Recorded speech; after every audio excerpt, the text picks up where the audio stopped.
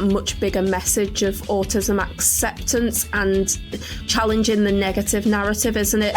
We can't make someone conform to how we want them to communicate. And that's okay to worry that our children are growing into adults, but it's normal for them to grow up. It's definitely a taboo topic. So it's important to keep up education around these areas, because it's there's always going to be some barriers.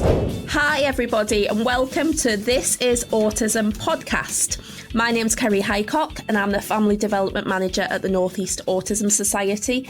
And today we're going to be talking to Ness Cooper around sex and relationships. So Ness, lovely of you to join us. I'm really excited about this topic.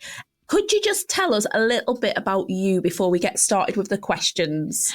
Hello, everyone. So I'm Ness Cooper. I'm a clinical sexologist. I'm trained in sex education, sex therapy, and sex coaching.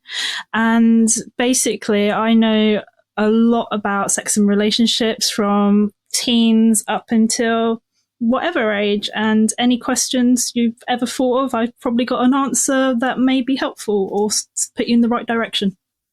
So, Ness, why did you get into this area of specialism? When I was 15, I ended up reading Johnson's and Master's book, and I thought, oh, that's amazing and stuff like that. Before then, I used to be interested in various areas because I'm autistic, so I get special interests.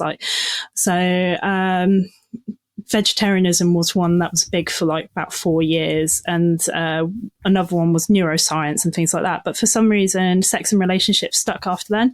But I asked my school careers counsellor if it was a real career, like sex therapist or relationship therapist, and they said, no, it's not. So I took a weird way to actually get where I am, of doing little bits of courses here and there at first, and just discovering myself and blogging and going to do talks, and I've just managed to get here.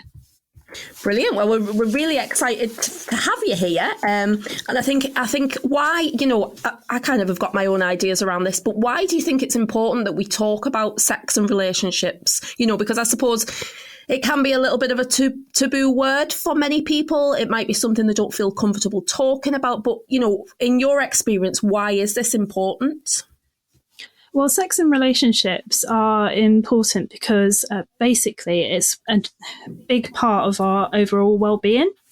And even those who identify as asexual, which means that they don't look for sexual experiences that are physical generally, although they may have them, but we'll talk about that at some other point. But it's when people's sex and relationships, life is disrupted and their well-being disrupted in that way, it affects their overall well-being. And the same with their overall well-being can affect the sex and relationship well-being the individual has. And it's just a very important part of who we are. And I mean, do you still think, do you believe that it's still a bit of a taboo topic to talk about sex? It's definitely a taboo topic. It changes quite interestingly. Our parents probably had different forms of taboos around sex and relationships, and those can still carry on for generations and affect people. And as new generations are getting to the stages of exploring sex and relationships, there'll be new taboos forming as well. So it's important to keep up education around these areas, because it's there's always going to be some barriers and accessibility issues due to these taboos and stigmas, and there's always going to be questions and answers that need to be given and explained and stuff because of the taboos and things. So. And Ness, when you spoke about barriers then, because obviously we're talking about autistic people in this podcast, are there specific barriers, do you think, that exist specifically for autistic people around sex and relationships? I think because of sex and relationships having kind of a lot of barriers because of taboos and that, and also Section 28 didn't help, where there was a lot of restrictions on what could be said and that. now that we've got the new curriculum formed in the past 2 years, that's going to be helpful because it does teach educators to go into various learning styles that should help people who don't have a diagnosis yet or are still going through diagnosis process. But generally, individuals who are autistic and that will have like gaps in education in general. They're waiting for EHC plans and things like that. And we're taking quite a long time to actually get these for the children and youth and even older adults waiting for diagnosis as well. Plans in place that they may need, the support they may need to help them be able to actually even attend like curriculum-based classes such as relationship sex education. Some autistic individuals may find that they need different support during different classes. So some may need emotional support, some may need to have time away during like gaps so they're not overwhelmed in that. And because we are taking ages to get these plans in place, these kids aren't being allowed that when they may need that to process information and stuff. So there are those barriers. I also think because there's a big area about disability and sex, where disability is seen, people with disabilities are seen as asexual automatically, or they're either seen as hypersexual. So some people take the approach that if we don't talk about it, it's better because then they feel it's safer, but that's the reverse of safeguarding completely. We should be talking about these matters. And I think there's still that stigma around disability, around autism, and that we need to shift away from to give people the opportunity to learn and be educated and be able to have informed education where they can learn about consent, privacy, and then themselves as well in the process. And that. So there is definitely barriers. And I feel like I could actually probably ramble a lot about it because I just see it so often. Like, I've attended various trainings and connected with various people who, some of them have said, I work with SEND children, I work with autistic teens and that, and they're on the training, which is great. But a lot of the people who are around them in those care settings or education settings and that are saying, oh, we shouldn't teach them this, or they don't teach them the correct education because they're like, oh, they won't understand it and that. And that's not the point. You still teach it. It's still important. It's still relevant. Sometimes some individuals may need to have things explained to them multiple times. Sometimes individuals may need things explained to them a bit slower than others, but that's not inherently something to do with autism, because sometimes children just understand things differently, or youth understand things differently, and us as adults understand things differently. Even neurotypical adults do, and may need things taught to them or explained to them differently anyway. Yeah, absolutely, Ness. And when you talk about your training, because I'm really interested in this, because I think there is a massive need for the right education for all children, and then how might we need to differentiate that for autistic children? What training are you providing? Are you providing this training to teachers, support assistants? Currently, I train mostly therapists at the moment, but I do support other sex educators who go into schools, because I've more gone on to the route of therapy now. But so I will help with a few sex educators with their lesson plans and writing lesson plans and helping in that way now. I prefer personally to do college or university above if I'm going to do a talk in person nowadays. But yeah, I'm just always trying to highlight that whilst someone may be going into a school to teach, let's say, high school students, and that it's important that you have as many different learning styles incorporated, because you don't know who's going to be sitting there in your classroom and that who maybe need it to learn things like in a more visual approach, a more like hands-on approach, a more verbal text approach, and that. So it's like just important to incorporate a bit of each and have multiple activities. So maybe like at the start, some kids won't understand what you're going on about in one activity, but then you've got another activity going on a bit later where they get it a bit more for themselves personally, and they can relate to it even and be able to communicate it in the way that they need to communicate it. Absolutely. And it's not about forcing communication, like a standardized communication, other than it's important to highlight privacy and consent, of course, throughout. But from my experience as a therapist as well, seeing often generally older individuals, and that we all have our own ways of communicating, and there's no standard of communication. As long as things are consensual and safe, that's important. Yeah, and I think absolutely, Ness. I think as well what you're talking about, what I'm kind of hearing is that much bigger message of autism acceptance and challenging the negative narrative, isn't it? You know, and misconceptions, if we talk about relationships, misconceptions like autistic people don't want friends, they don't want to be in relationships, when actually that's totally inaccurate. It's just that friendship might look different, relationships might look different from a non-autistic perspective, but that doesn't mean that that's wrong. So a lot of this feels like, you know, it is about that undercurrent, isn't it, of misunderstanding. You know, when you were talking there about communication differences, everybody has their own valid way of communicating. That may not be speech, it might be the written word, you know, it could be anything. And it's about how can we adapt what we do as practitioners or educationalists to meet the child halfway or the young person halfway. Yeah, definitely finding with young people and like teens and like university students and that we don't want to rush them as well. Rushing doesn't seem to work. It seems we need to go at their pace. We can't put them to our pace, because again, we're standardizing it.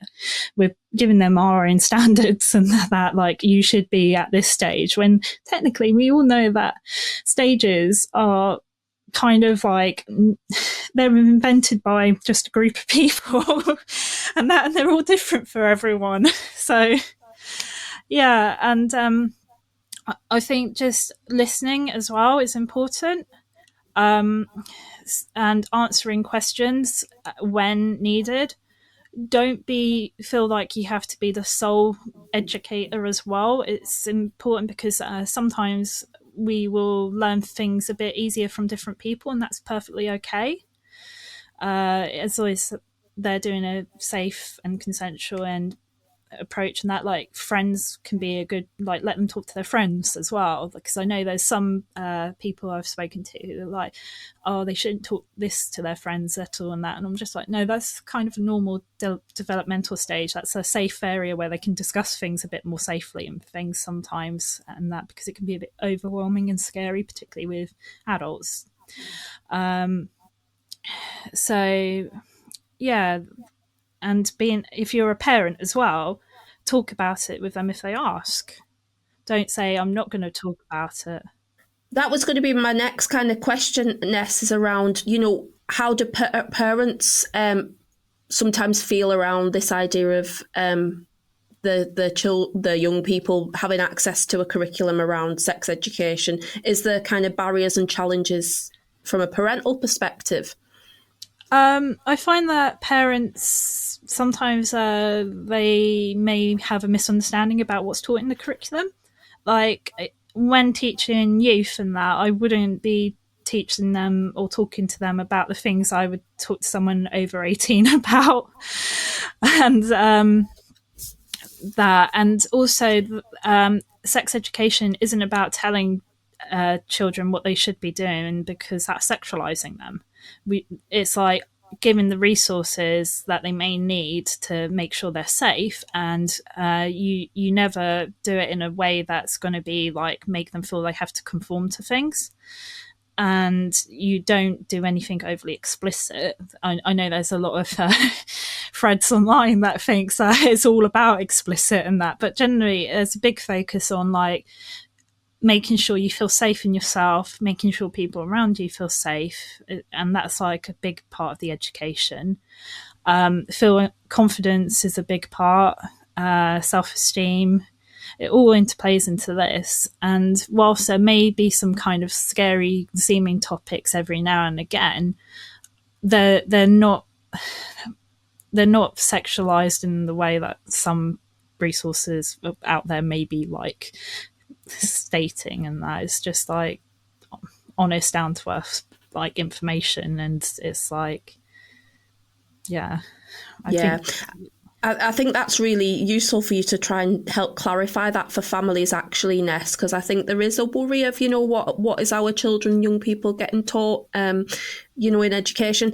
On that note, obviously, you touched on adults, and I'm quite interested just to understand kind of what would you support adults with? Because I know you mentioned last time we spoke around interpretations of pleasure, which, talking on this podcast, some people might be like, wow, where are we going with this? But how does that differ from, obviously, it's very different working with children, but when we're talking about adults, what kind of work would you be doing there?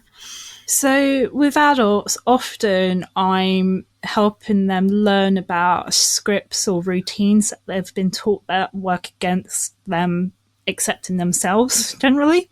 And often that is actually due to a lack of sex education or not having enough people to talk to about things when they needed to at younger developmental stages. So that's why youth sex education is actually very important, because it gives them individuals a chance to discuss that now.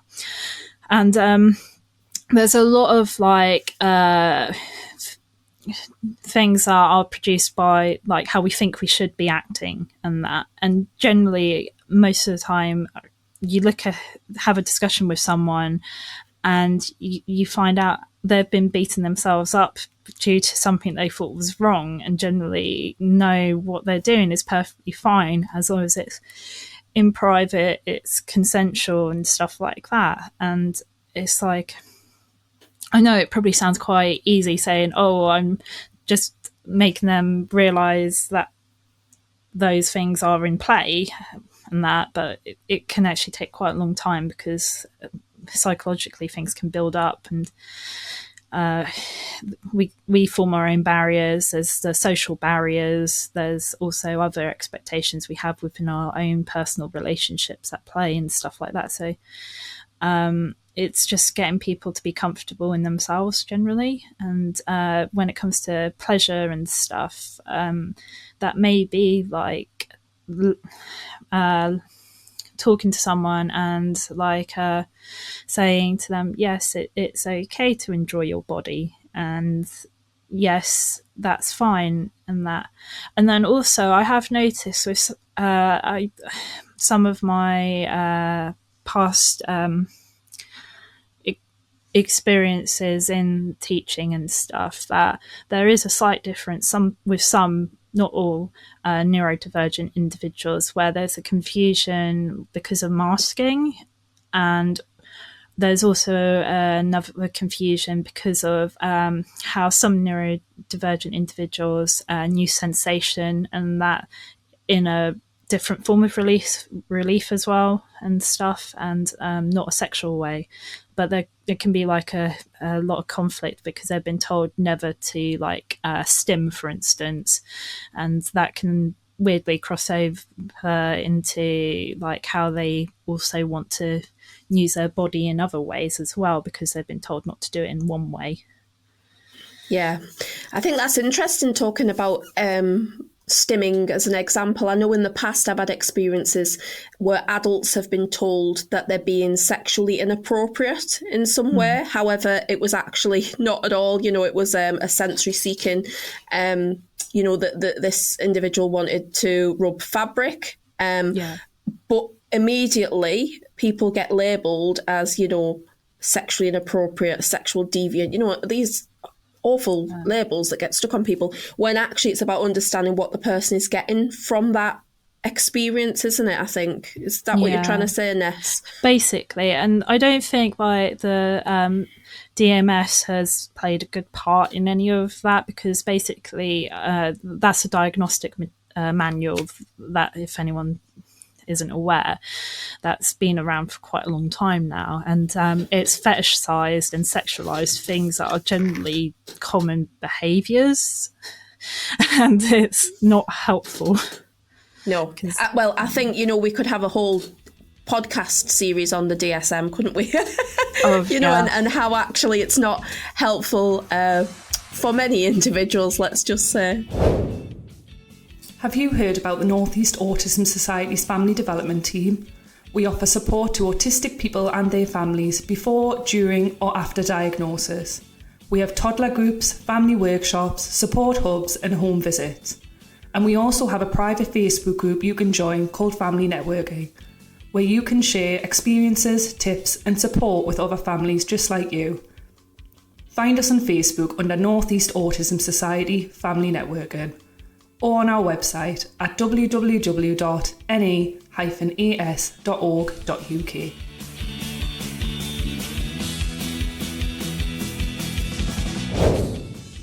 Hi everybody, Kerry Highcock here from the Northeast Autism Society. We're back for the second part of our This Is Autism podcast, and we are joined with the lovely Ness Cooper talking about sex and relationships. So Ness, I just wanted to have a little chat for parents, really, because we get a lot of families that come to us and ask questions around, sex and relationships, particularly sex education. So how can parents broach the topic of sex education with their children? Is there an adolescence? Is there a way of doing that? Well, if you're thinking about talking about sex and relationships with your young person at the moment, they've probably already started having questions about what you want to discuss with them. So they aren't going to be taken by surprise as such by it. If you're worried about like shocking the dynamic a little bit and weirding your kid out, it would be fine on that front. I think giving them the option to have multiple forms of information is good, because maybe on a particular day you've decided today's the day I'm going to do it, because it can be a bit nerve-wracking to have this conversation, and that making sure that you don't set it to that particular day if they're not ready for it. But if even you manage to discuss a little bit about it, like you can signpost them to, for instance, there's a website called Bish, which is for youth. And it's got lots of information, so you can say, oh, okay, we're not really ready to have this chat together today because maybe a bit stressed or life's like got a bit busy or something like that. But yeah, I just want you to be aware there's this website that you can go check out. Bish also actually do training for parents, so you can learn about what's needed to be spoken about or what your kids or teens may have, like as questions. Ness, have you got the web address for that? Could you just tell us? I will actually. I'll just get that. Just because I think a lot of our families would find that quite useful. So if you don't mind just pulling that up and letting us know now, that would be very, very helpful. So I think anything, where we can signpost practical advice would be quite very useful. Yeah. So bishtraining.com is one of the sites, and that's not the youth one as such, that's the training one, but Justin does have like a signpost where to find the bit for your teens to go view and learn themselves as well. So, and he's got lots of resources as well there. Could you just spell that out for us? Is it BISH? Yeah. BISHTRAINING.com. So .com. Brilliant. Thank you for that. That's fantastic. Right. So any other tips for families if they're thinking about discussing this topic with the young people? Don't not answer questions, even if it's out of your comfort zone. Be prepared to answer some of it, or even like because some of the topics that they may like bring up and that may be a bit scary, maybe sit down with them on a safe search or something and go through some sex ed resources online and search something if you're together even, a bit confused. So I find that a lot of times not answering questions can lead to frustration. It can lead to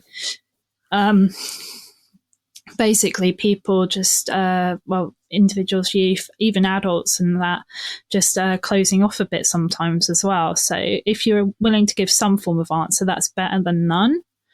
Don't be afraid of them learning from school as well, and ask them about their sex ed class in school, like their sex and relationship class if they've had it, because you're then normalizing it as well, partly because if you go, how was English today, they'll talk about that. And then you can go, how was RSE today? Did you learn anything fun from that? So it's like not singling it out. You're like bringing it into the everyday, like let's say dinner table discussion or something, which is helpful. Don't shame. Focus on consent. If something is really worrying you and that, you can always seek advice from sex educators, from the school even, go research stuff. If something's really worrying you, if you've got like a good healthcare provider as well, you can always go and have a chat with them. There's some issues and that may be easier to go talk to sometimes a different person just to get your head around it. Generally, I don't see there's not many behaviours that are inherently at-risk behaviours. It's when we start ignoring them and putting barriers up that causes at-risk behaviours generally. So more conversation actually prevents at-risk behaviour.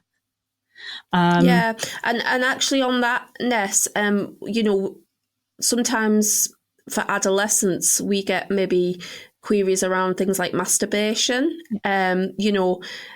Is it okay for my adolescent to do that? And parents getting quite stressed. Now, obviously, masturbation is a typical adolescent thing that people do. But I think, is there any information or advice you could give around that? Families that are, just trying to normalise it, that it's okay as long as people are safe. So masturbation's perfectly healthy and it's very normal, as you just said. And I'm glad that you said that because I often get the opposite approach from a lot of people. Okay. But so making sure that people are aware it's okay and that's fine. If sometimes it's like it's also we're a bit shaken as adults when our children are suddenly growing up as well, and that's okay to worry that our children are growing into adults, but it's normal for them to grow up. And that teach them about privacy is definitely an important part. Consent's an important part. If you're concerned about like the habits that they're doing, as long as it's consensual and safe, that's private to them. So we have to kind of disassociate ourselves and move ourselves away from basically being a parent so much and understand they're going into an adult phase and that we don't need to know about that. So Ness, it's been a very long time since I did sex education in school, and I remember it. The bits I remember is the boys got a load of tampons and were kind of sticking them up the nose and all this stuff. That's my memory of sex education. Yeah. So now, is masturbation talked about within the curriculum? We talk about pleasure, and it will be dependent on where someone is in a because it's dependent partly on the school of how things are worded sometimes. So self-pleasure is being spoken about more. When I originally did training about 13 years ago, I remember we did a separate unit and it was all on self-pleasure, and a lot of people there doing the training were scared of incorporating that because of where they were teaching and stuff. I think there's still some of that, even though we are teaching about like the importance of being aware that as individuals we may or teens may explore themselves and stuff, and it is being discussed more. I just think whilst there is a curriculum, it came in at an awkward time of the pandemic, and is some places are still being a bit slow implementing bits and that. So, what about one of the questions I get asked a lot is around sexuality. So, for adolescents that are growing up and find out who they are, developing their identity, have you got any? If a young person approached their parents and said, I am gay, or I am bisexual, or I think I am gay, or I think I am bisexual, how can parents support that discussion? Is there anything you think that they could do? Acceptance is key, because basically, again, shame, stigma, and that is where people end up just ending up not being able to express themselves further, and it can cause a load of issues later on in life. So be accepting, don't shame, try avoid doing little jokes. It may seem easy to do that, particularly as on TV there's an abundance of LGBT seemingly tongue-in-cheek jokes, but they're not helpful generally. Understand if you're worried that as long as you're there supporting them, they're going to be okay. So that's very important. And if you've noticed that they have said, I'm like last year they were one sexuality and then or gender, and then this year changing, just understand that humans change and just accept them for who they are at this particular moment in their life and support them. Absolutely. And just on the gender, Ness, obviously, I think there is increasing research, isn't there, around autistic people with gender differences. I'm going to use the word difference, and please educate me on this if I'm using the wrong terminology. Am I right in thinking there's quite a lot of increasing research around autistic people and gender? We're finding that there is a large correlation of individuals who are non-binary and autistic. Non-binary means that they don't conform to social standards of male and female. Formal. And there's increased research, but part of this is probably due to we never did research on this before, and a lot of sex, relationships and gender research in the past was only got through if it's set like a heteronormative, patriarchal kind of mindset. So there's probably a lot of things that we could have studied like 20 years ago that would have shown us that there was a steady increase anyway, or that there was there's studies now showing, for instance, ADHD is linked to autism for some individuals, and more willingness to do non-monogamous relationships, for instance, or accepting of non-monogamous relationships. But we never studied it up until recently. So we don't know what the statistics were 20 years ago. Yeah, so now it just feels like there's a surge in people that are autistic and have gender differences. It's a really difficult one, isn't it? And it's something I've been trying to get my head around because I'm not a specialist in this area. Can you just... So there's lots of labels, isn't there? There's lots of terminology now around, particularly around gender identity. So I'm going to give you a test here, Ness, just for our listeners, just to get a bit of an idea. So asexual, what does asexual mean? So asexual is actually an official sexuality, and it means that someone doesn't have an interest in physical sexual pleasure. They may still have sex though, because of their partner they may just see it as a recreational activity rather than erotic to just do with their partner, but they don't get the erotic pleasure generally from it as many other individuals who are non-asexual. Okay. And what about gender neutral? Gender neutral means that you don't conform to a particular gender. So generally in gender, we have gender is a social construct, and it has changed a lot over time. You can get into some big arguments about this. But we don't argue on the podcast. Yeah, no. But I know we can. I know that at the moment it's one of those things that it's very popular for people to argue on social media about, and actually some parents will argue with teens about it too. And again, it's not an accepting approach, and that it's not helpful. But yeah, so gender neutral, someone doesn't conform to society's gender. They aren't either male or female, and that's fine. They're just who they are.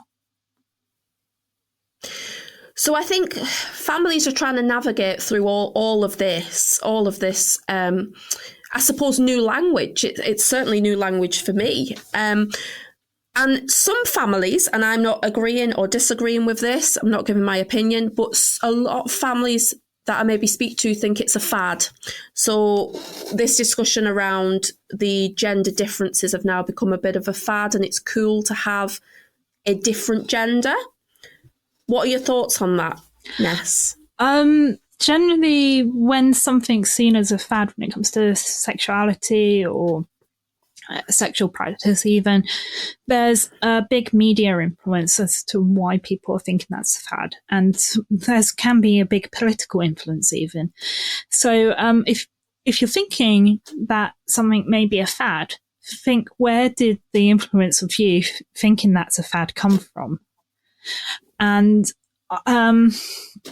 there are trends, there always will be trends, but it's more important to focus on how someone interprets something for themselves and the importance to them when it comes to gender or relationship dynamic, and that how them as an individual or the people who are close to them intimately also interpret it. That's more important than focusing that's a fad, no go. How important this is to you. I understand this is important to you. Great. We've covered lots of stuff there, Ness, but before we finish, I'm going a little bit off topic here. I just want to talk about relationships. So, in relationships for autistic people, or, if you were an autistic person in a relationship with a non-autistic person, perhaps, are there any particular issues that crop up between, when we're looking at relationships for autistic people? Some couples that I've seen in the past, there can be a delayed processing of certain things, and I find that can be a big issue for some, because we want instant answers sometimes for certain things, or we want someone to react happy or sad to something straight away. But when someone's neurodivergent, they may sometimes take a few days to process something and understand how they're feeling about something.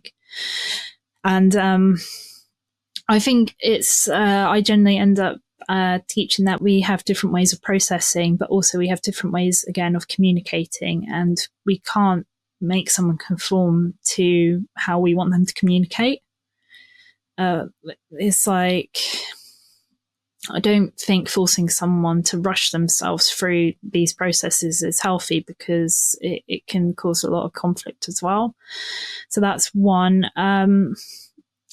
There can be also, because of individuals having to mask so much, I've found sexuality and gender may suddenly feel like it changes for one partner who is neurodivergent, but really it's been in the background for them for so long, but they've had to mask so much things. It's just gone into, like, let's say they got a box or basket full of things that they mask, and it's like, it's just gone into the mix as well, and they're masking it along with the other things and that. And it's always been there, but it can be quite a shock to the people around them when, in fact, the individuals probably thought about it for a very long time, and it's finally got to the stage where I can't mask this anymore.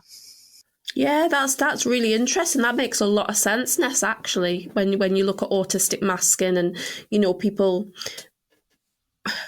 getting rid of the mask to some extent, although I would argue that's very, very difficult to do.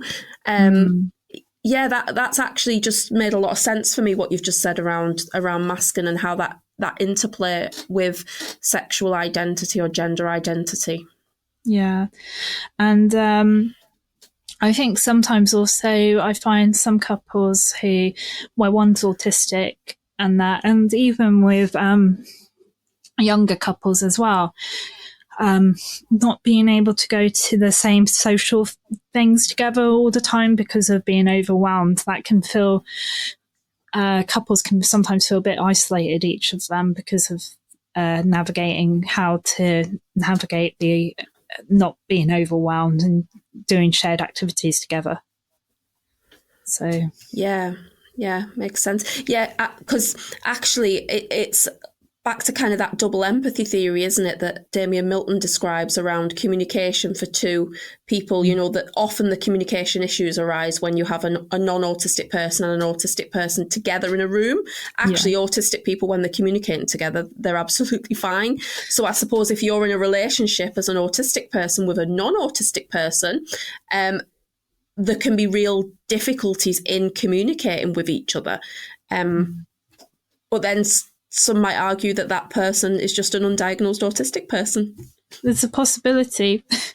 To be fair, I date an autistic individual, and we go to social events like I've never been able to before. So that's quite amazing.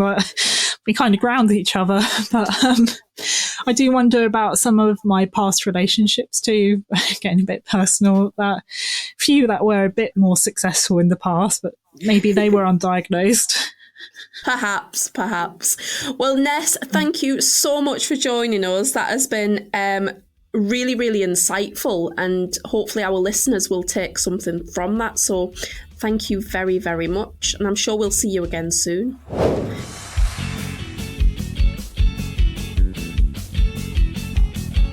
And if you've got any questions that you'd like answering, or there's an issue you'd like to hear discussed, get in touch with us at info@ne-as.org.uk. You can find us now and subscribe wherever you normally get your podcasts, or on our website at www.ne-as.org.uk/podcast. See you then.